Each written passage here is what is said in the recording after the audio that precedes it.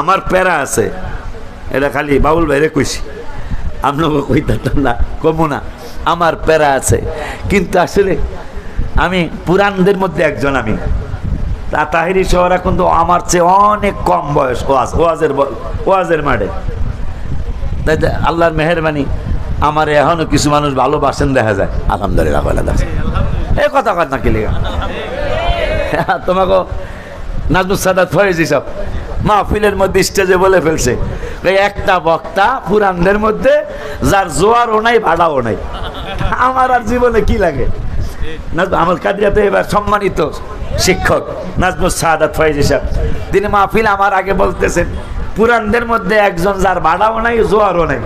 এই শুরু থেকে যেমন সোজা চলতেছে, আল্লাহ, আমি চলতেছি না, আল্লাহ চালাইতেছে। কে চালাইতেছে? ও ভাইয়ের একটা দাবি আছে, দেখেন আমাদের মাহফিল কবুল, মারহাবা কোন, এইটার একটা আলাদা নিদর্শন। বৃষ্টি হচ্ছে, বৃষ্টির সময় দোয়া কবুল হয়। আমার পরে আমার আদরের ভাই, আমাকে যারা দাদা বলে ডাকেন, জহিরুল ইসলাম ফরিদি মাদ্দাজিল্লাহুল আলী, চমৎকার একজন ভদ্র মানুষ, চমৎকার একজন বক্তা, কিন্তু অনেক আছে, ভদ্রতার অভাব অনেকের মধ্যে আছে। এই ফরিদি সাহেবকে একটা ভদ্র মানুষ পাবেন, সে একজন ভদ্র মানুষ। কোনো জায়গায় যে উনি যায় ঝগড়া করছে আমি জানি না, আমার জানা নাই।